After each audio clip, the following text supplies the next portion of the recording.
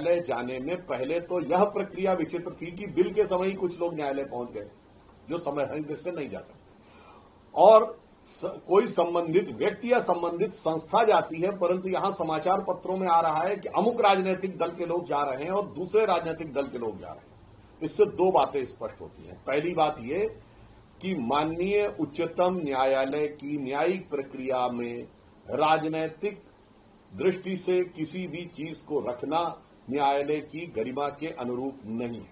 पहली बात ये साफ, यानी साफ दिखाई पड़ रहा है कि इनके मध्य एक राजनीतिक प्रतिस्पर्धा का स्वरूप है। दूसरा, यदि ये सारे दल अलग अलग राजनीतिक दलों के प्रतिनिधि के रूप में न्यायालय में जा रहे हैं, इससे यह भी साफ हो गया कि इनका एक दूसरे के ऊपर कोई विश्वास नहीं है, या फिर ये एक दूसरे से प्रतिस्पर्धा में लगे। इसलिए मैं उन सभी राजनीतिक दलों से कहना चाहूंगा, जब एक बार आप माननीय उच्चतम न्यायालय तक जा चुके हैं तो वहां पर न्यायिक प्रक्रिया की गरिमा को ध्यान में रखते हुए राजनीतिक बयानबाजी से बचने का प्रयास करना चाहिए।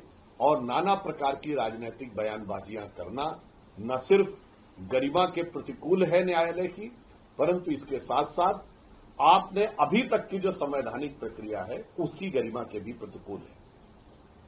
और मुझे यह पूर्ण विश्वास है कि जिस प्रकार समस्त संवैधानिक प्रक्रियाओं को पूर्ण करते हुए हमारी सरकार ने निर्णय लिया है, तो हमें आश्वस्त हैं कि न्यायालय का निर्णय हमारे पक्ष में आएगा, परंतु विपक्षी दलों को भी प्रक्रिया का सम्मान करते हुए बयान देने से बचना चाहिए। सर, महबूबा मुफ्ती ने भी Sir, Mehbooba Mufti has also attacked NC government, saying that they should learn from Tamil Nadu government, who is opposing Waqf bill, and her daughter has also attacked Mr. Kiran Rijiju, who is in Jammu and Kashmir, and there was a video that came out of Omar Abdullah and Rijiju walking together, saying that how can we expect anything for Muslims from the chief minister when he's welcoming the minister who has introduced Waqf bill. How do you react to that?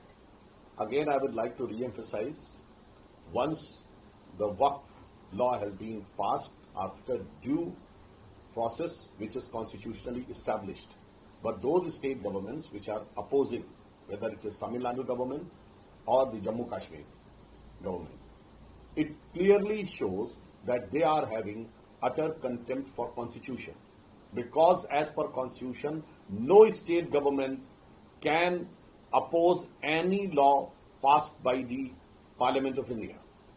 And the type of scenes which has been witnessed in Jammu Kashmir Assembly, if they are tearing apart, it means these are the people under whose hand the constitution is in danger.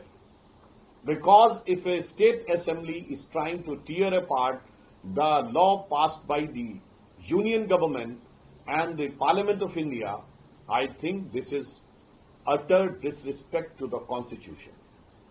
And moreover, when these people have approached the Honorable Supreme Court, they are not having even patience or respect for Supreme Court to give their verdict. And still they are doing these type of statements and reaction. This shows कि ये संविधान को जेब में ही रखते हैं। ये संविधान को जेब में निकाल के जो दिखाते हैं, इसका अर्थ हो गया संविधान इनकी जेब में चाहिए इनको, means they want to interpret and use constitution as per their convenience, not as by the procedure and law established.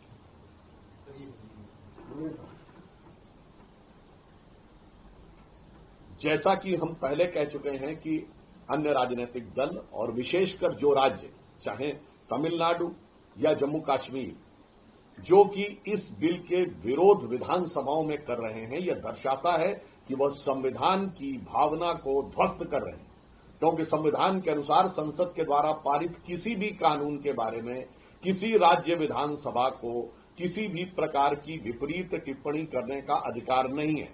इससे बहुत साफ हो जाता है कि देश की जनता के सामने कि संविधान किनके हाथों में खतरे में है। और जम्मू कश्मीर विधानसभा में जिस प्रकार से बिल फाड़ा गया है, मैं कह सकता हूं कि यह संविधान की मूल भावना को तार-तार करने जैसा है। क्योंकि एक स्थापित व्यवस्थित प्रक्रिया के द्वारा संपूर्ण संवैधानिक आवश्यकताओं को पूर्ण करते हुए पारित कानून के विरोध में किसी राज्य विधानसभा के अंदर इस प्रकार का दृश्य बहुत साफ दिखाता है कि इन लोगों के हाथों में कानून खतरे में है। और ये लोग जो कानून की किताब जेब में रखते हैं, ये साफ दिखा रहा है कि कानून को जेब में ही रखना चाहते हैं। ये संविधान की पुस्तक जेब में रखते हैं, दर्शाता है कि कानून और संविधान को जेब में रखना चाहते हैं, अर्थात इन्हें संविधान अपनी मर्जी के हिसाब से चाहिए, व्यवस्था और प्रक्रिया के अनुसार नहीं।